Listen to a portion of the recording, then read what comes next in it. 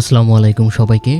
Already from TV series season 4 অর্থাৎ নিশিনটাক 4-এর একটা trailer teaser release করা হয়ে গেছে। আর সেখানে স্পষ্ট করে জানিয়ে দিয়েছে যে এপ্রিলের 19 তারিখেই ফ্রম টিভি সিরিজ এটা রিলিজ হচ্ছে, যেটা আমি কিছুদিন আগেই আপনাদেরকে একটা শর্টস ভিডিওর মাধ্যমে প্রেডিকশন করে জানিয়ে দিয়েছিলাম যে সম্ভবত এপ্রিল মাসের 19 তারিখে রিলিজ হওয়ার সম্ভাবনা রয়েছে। টোটাল 8টা এপিসোড রিলিজ করা হবে। আর এখানে টাইমগুলো উল্লেখ করা আছে যে কী বারে প্রত্যেকটা এপিসোডগুলো রিলিজ হবে, কিন্তু এটা এখন সম্পূর্ণ নিশ্চিত যে 19 তারিখেই এটা রিলিজ হচ্ছে। এখন আর কোনো দুশ্চিন্তার কিছু নেই, এটা একদম 100% কনফার্ম। অর্থাৎ আমাদের হাতে আর মাত্র 2 মাস 13 দিন সময় বাকি আছে, এরপরই আমরা সিজন 4 হাতে পাচ্ছি। তো এই ভিডিওর মাধ্যমে আমরা এই ছোট্ট 40 সেকেন্ডের ট্রেজারটা ব্রেকডাউন করব। এখানে বেশ কিছু ডিটেলস দেওয়া হয়েছে যেটা আমরা এই ভিডিওর মাধ্যমে ব্রেকডাউন করব। তো ভিডিও শুরু করার আগে আমি আপনাদেরকে বলতে চাই যে খুব বেশি সময় যেহেতু হাতে নেই, যারা এখন পর্যন্ত চ্যানেলটি সাবস্ক্রাইব করেনি তারা জলদি এই চ্যানেলটি সাবস্ক্রাইব করে ফেলুন, কারণ ফ্রম টিভি সিরিজ সিজন 4 সর্বপ্রথম এই চ্যানেলেই এক্সপ্লেন করা হবে।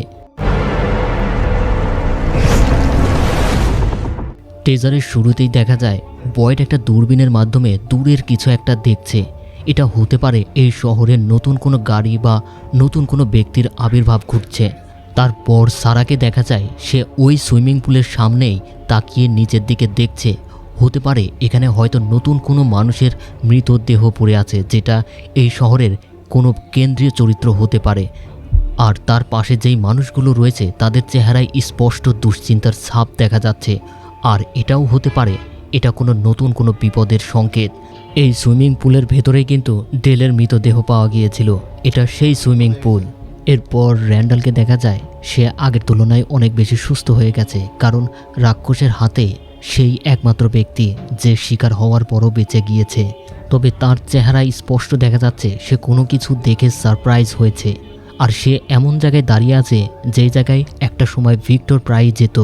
এরপর জেডকেও দেখা যায় সে কোনো কিছু দেখে সারপ্রাইজ হয়েছে এবং তার চেহারায় বোঝা যাচ্ছে এই শহরে এমন কিছু আসছে যেটা কেউই আশা করেনি। সেটা কি হতে পারে সেটা আমরা সিজন 4-এর ভিতরেই আমরা প্রত্যেকটা এপিসোডের ভিতরে দেখতে পারি। এর পরের দৃশ্যে আমরা যে দৃশ্যটা দেখি সেটা খুবই শকিং একটা বিষয়। তাবিতাকে খুব বিষণ্ণ মন নিয়ে বের হয়ে আসতে দেখা যায়, আর তার সামনে তারই মেয়ে করুণ সুরে মা বলে ডাকছে। এটা নিশ্চিত করে বলা যায় ওই হলুদ ব্যক্তির হাতে জিম ম্যাথুয়েজ যে মারা গেছে সেই খবরটাই সে তার মাকে দিচ্ছে। তারপর আমরা যেটা দেখতে পাই ভিক্টরের বাবা তাকে সান্ত্বনা দেওয়ার চেষ্টা করছে, কারণ অলরেডি তারা জেনেই গিয়েছে যে এই শহরের ভেতরে যারা অলরেডি এসে গেছে তারা বারবার পুনর্জন্ম নিয়ে এসেছে। এর ভেতরে তাবিতা হলো তারই মা। সে প্রচণ্ড পরিমাণের ভেঙে পড়েছে, কারণ সে তার মাকে সেই সময় বাঁচাতে পারেনি, আর এই জন্য সে বারবার নিজেকেই দায়ী করছে। ঠিক এই বিষয়টাই হতে পারে ভিক্টরের বাবা তাকে সান্ত্বনা দেওয়ার চেষ্টা করছে যে নিয়তিকে কখনো খণ্ডানো যায় না। এরপর সবথেকে সারপ্রাইজিং ব্যাপার হলো একটা মেয়েকে প্রার্থনা করতে দেখা যায়, আর এই মেয়েটা সম্পূর্ণ নতুন চরিত্র। সে কে এখন পর্যন্ত আমরা কেউই জানতে পারবো না, আর এটা জানার কোনো উপায়ও নেই। আমরা সেই এপিসোডের ভেতরেই তার পরিচয় পাবো। তারপর ডোনাকে দেখা যায় সে ব্যাগটা গুছিয়ে জঙ্গলের সেই বাড়িতে এসেছে যেখানে কেনিলিউ এবং জিম ম্যাথুয়েজ এসেছিল, আর সেখানে এই ভয়ানক পুতুলগুলো দাঁড় করানো ছিল। হতে পারে সে এই জঙ্গলের ভেতরে এসে তার প্রশ্নের উত্তর খুঁজতে এসেছে। অর্থাৎ এই সিজনে আমরা দেখতে পাবো প্রত্যেকেই তার জায়গা থেকে একটা সমাধান এবং প্রশ্নের উত্তর খুঁজতে বেরিয়ে পড়বে। অন্যদিকে এলিসকেও দেখা যায় সেও কোনো কিছুর দিকে এক দৃষ্টিতে তাকিয়ে আছে। অর্থাৎ এই শহরে এমন কিছু ঘটতে চলেছে যেটা সবাই দেখতে পাবে এবং সেটা খুবই সারপ্রাইজিং ব্যাপার হবে। এরপরে যেটা সবথেকে বেশি আমার কাছে ভয়ানক এবং অদ্ভুত লেগেছে সেটা হচ্ছে মাটির নিচ থেকে একটি হাত এসে বয়েডের হাত চেপে ধরছে। তবে এই হাতটা দেখেই বোঝা যাচ্ছে এটা একটা পুরুষের হাত। তবে সে কি বিপদে পড়েছে নাকি ভৌতিক কোনো ব্যাপার সেটা এখন পর্যন্ত নিশ্চিত হওয়া যাচ্ছে না। যদি এটা রাক্ষস হয়ে থাকে তাহলে এটা নিশ্চিত জেনে রাখুন যে রাক্ষসগুলো আগের তুলনায় অনেক বেশি বুদ্ধিমান এবং সক্রিয় হয়েছে। তারা এখন সূর্যের আলোতেও বের হতে পারে, আর এমনটাই যদি হয় তাহলে কিন্তু এই সিজনটা আরও বেশি ভয়ানক হয়ে যাচ্ছে। এখানে আবার প্রেডিকশনও করা যায় এটা বয়েডের হয়তো কোনো দুঃস্বপ্ন হতে পারে। ফাইনালি আমরা যেটা দেখতে পাই ওই হলুদ পোশাক পরা ব্যক্তি কাউকে বলছে, What happens next is my favorite part. তুমি কি জানো পরবর্তী কি ঘটতে যাচ্ছে?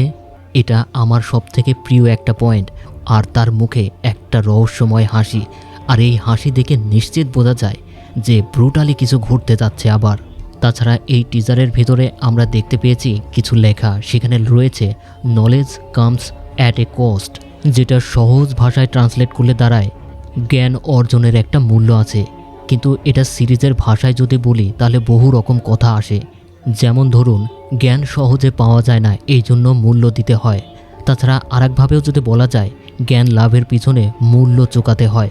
আরেকভাবে যদি বলা হয় তাহলে এটা দাঁড়ায় প্রতিটি জ্ঞানের পেছনেই একটি ত্যাগ লুকিয়ে আছে। তাহলে আপনারা বুঝতে পারছেন এই টিজারের ভেতরে কত রকম ডিটেলস এবং হিন্ট দেওয়া আছে, যেটা আমরা সিজন 4-এর ভেতরেই আমরা জানতে পারবো। আর এটা দেখে আমি নিশ্চিত বলতে পারি এই সিজন 4 অন্যান্য সিজন থেকে অনেক বেশি ভয়ানক এবং এনজয়েবল হবে। তো যেহেতু সিজন 4 আসতে আর খুব বেশি দেরি নেই, তাই আবার বলছি যত দ্রুত সম্ভব আপনারা চ্যানেলটিকে সাবস্ক্রাইব করে ফেলুন। সেই পর্যন্ত ভালো থাকুন, সুস্থ থাকুন। দেখা হচ্ছে নতুন একটা গল্প যেটা খুব শীঘ্রই আসছে। আল্লাহ হাফেজ সবাইকে।